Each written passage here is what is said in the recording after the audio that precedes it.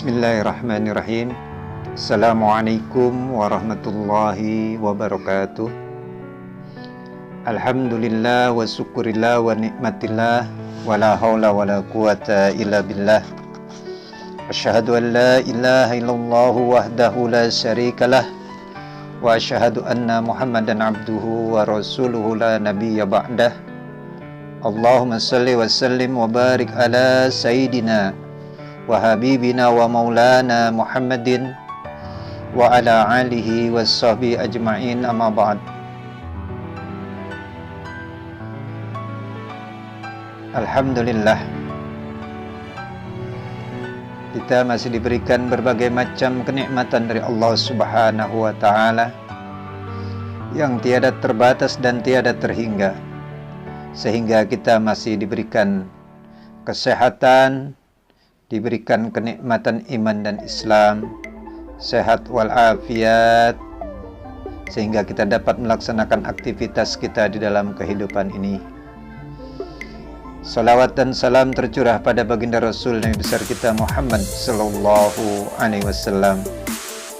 Seraya kita mohon pada Allah Subhanahu wa Ta'ala, semoga tercurah pula kepada keluarga beliau, sahabat-sahabat beliau, dan para pengikut-pengikut beliau yang setia kepadanya. Semoga kita termasuk di dalamnya, ke dalam umat Rasulullah sallallahu alaihi wasallam yang setia kepada beliau. Amin ya rabbal alamin. Sahabat pemirsa yang dirahmati Allah Subhanahu wa Ta'ala, setelah kita mempelajari, memahami tentang manusia dan asal kejadiannya, marilah bersama-sama kita simak tentang asal muasal kehidupan. Tentang pertanyaan kapankah kehidupan mulai ada, Al-Quran memberikan jawaban yang tegas, yakni bahwa kehidupan bermula saat alam semesta tercipta. Beberapa ayat di bawah ini menjelaskan hal tersebut. Di antaranya firman Allah Subhanahu wa Ta'ala di dalam surat Al-Anbiya ayat 30, A'udzubillahi minasyaitonirrajim. Bismillahirrahmanirrahim. Awalam yaral ladzina kafaru annas samawati wal arda ka'anata ratsqan fafataqnahuma wa ja'alna minal ma'i kulla syai'in hayy afala yu'minun. Dan apakah orang-orang kafir tidak mengetahui bahwa langit dan bumi keduanya dahulunya menyatu, kemudian kami pisahkan antara keduanya, dan kami jadikan segala sesuatu yang hidup berasal dari air, maka mengapa mereka tidak beriman? Dalam firman Allah yang lain, dalam surat Fussilat ayat 11, Allah Subhanahu wa Ta'ala berfirman, Sumastawa ila samai wa hiya dukhanun faqala laha walil ardi istiya taw'an aw karha qalata ataina ta'i'in. Kemudian dia menuju ke langit, dan langit itu masih berupa asap. Lalu dia berfirman kepadanya dan kepada bumi, datanglah kamu kedua menurut perintahku dengan patuh atau terpaksa. Keduanya menjawab, kami datang dengan patuh. Dalam kaitannya dengan asal mula makhluk hidup, kejadian di atas dapat saja berarti bahwa semua makhluk hidup di bumi ini diciptakan dari air sebagai komponen esensialnya, atau bahwa setiap makhluk hidup berasal dari dalam air. Faktanya setiap kehidupan berasal dari kondisi akuatik, dan air adalah komponen utama dari setiap sel makhluk hidup. Tanpa air, kehidupan tidak dimungkinkan karenanya. Setiap diskusi tentang kemungkinan adanya kehidupan di planet lain selalu dimulai dengan pertanyaan, apakah ada cukup air yang mendukung kehidupan di planet itu. Teori abiogenesis adalah satu teori yang biasa dipakai dalam mengungkap permulaan kehidupan di bumi. Teori ini menyatakan bahwa kehidupan berawal dari agregat-agregat materi non-hidup. Bumi diperkirakan sudah berumur 4,6 miliar tahun. Selama 0,7 miliar pertama dari saat pembentukannya, bumi yang baru ini dihujani oleh material benda langit dari angkasa luar seperti komet dan objek-objek sebesar asteroid. Energi yang dilepaskan dari tabrakan ini diperkirakan cukup untuk menimbulkan panas yang mampu menguapkan lautan yang baru terbentuk serta membunuh semua makhluk hidup yang mulai muncul di daratan.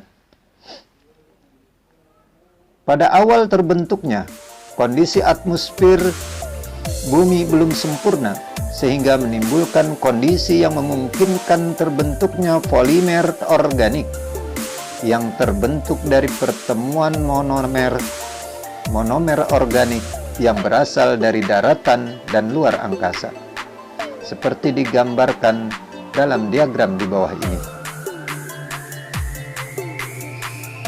Teori lain yang masih diteliti sampai saat ini mengindikasikan bahwa kehidupan di bumi dimulai jauh di dasar laut. Menurut teori ini, awal kehidupan terjadi di celah atau ventilasi magma di sekitar kawah gunung berapi bawah laut yang dikenal dengan nama hidrothermal atau hidrotermal. Walaupun berada di tempat yang sangat gelap dan dingin beberapa kilometer di bawah permukaan laut, tampaknya kehidupan dapat berlangsung di sekitar lingkungan ventilasi kerak bumi yang bersahabat itu. Suhu di sekitar ventilasi ini dinilai sangat ideal bagi terciptanya komunitas kehidupan. Hanya saja rantai makanan yang terbentuk di tempat ini berbeda dengan rantai makanan yang bergantung pada keberadaan sinar matahari. Di sini, bahan dasar kehidupan adalah mineral-mineral yang dihasilkan oleh magma. Teori ini terus berkembang seiring makin banyaknya bukti yang terkumpul melalui bantuan kapal selam dan bantuan kapal selam tak berawak yang didesain untuk menyelam hingga kedalaman tersebut. Pengetahuan baru ini ditemukan oleh para peneliti dengan menggunakan kapal selam laut dalam Alvin di kawasan Pasifik 21 derajat lintang utara pada tahun 1979. Pengukuran suhu air ini dipusatkan di semburan mencapai 380 derajat Celcius.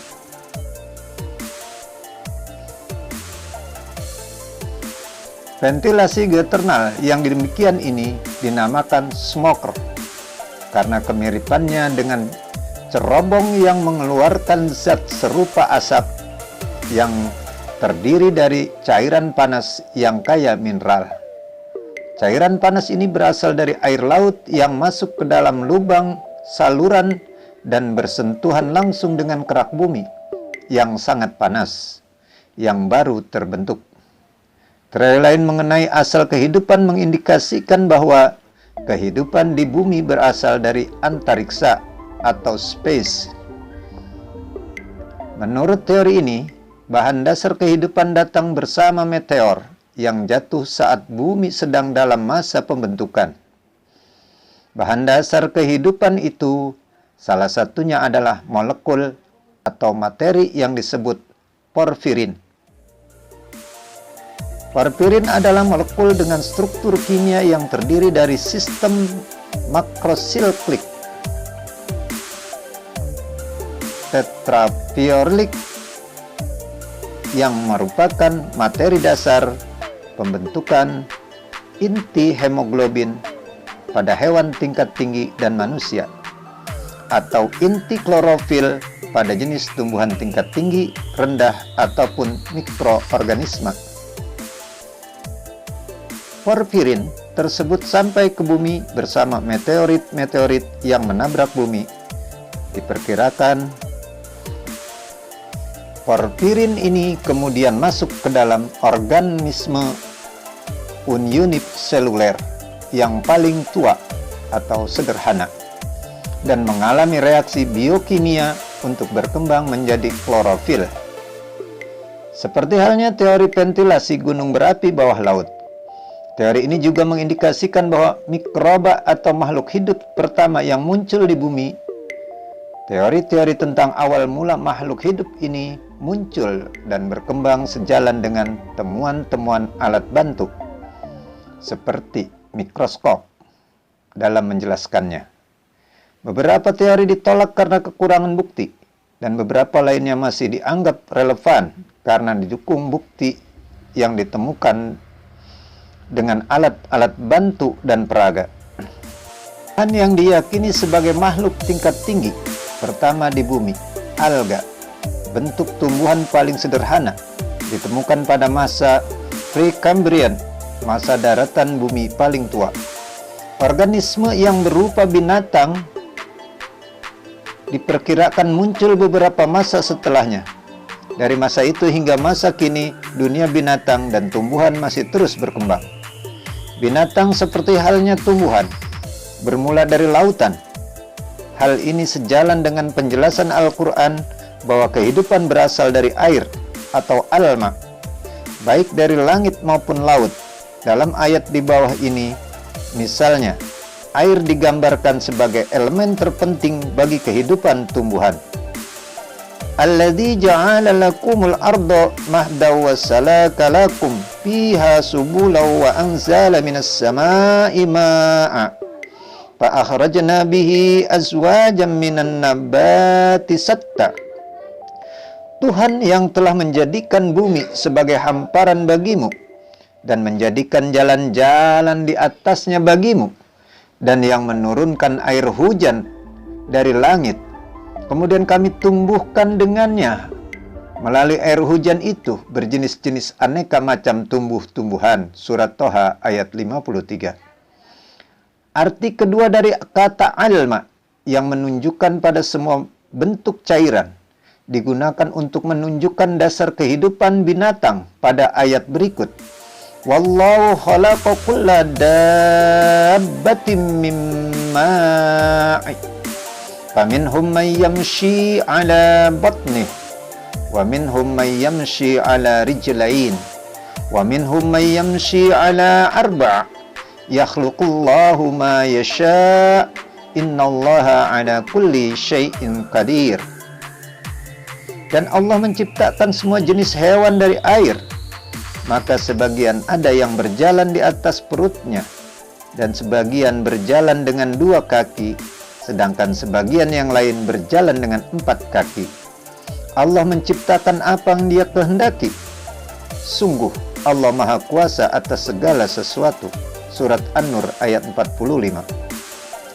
Dengan demikian, pernyataan yang ada dalam Al-Quran mengenai asal-muasal kehidupan, baik itu menunjuk pada kehidupan secara umum, pada elemen yang dapat melahirkan, tumbuhan yang tumbuh di tanah, ataupun air mani yang dimiliki oleh binatang kelompok tertentu, adalah sesuai dengan data-data ilmiah yang ada saat ini. Semoga penjelasan asal-muasal kehidupan pada penjelasan ini dapat bermanfaat buat kita semua. Barakallahu walam. Barakallahu li walakum. Wallahu a'lam bishawab. Shadaqallahul azim. Assalamualaikum warahmatullahi wabarakatuh.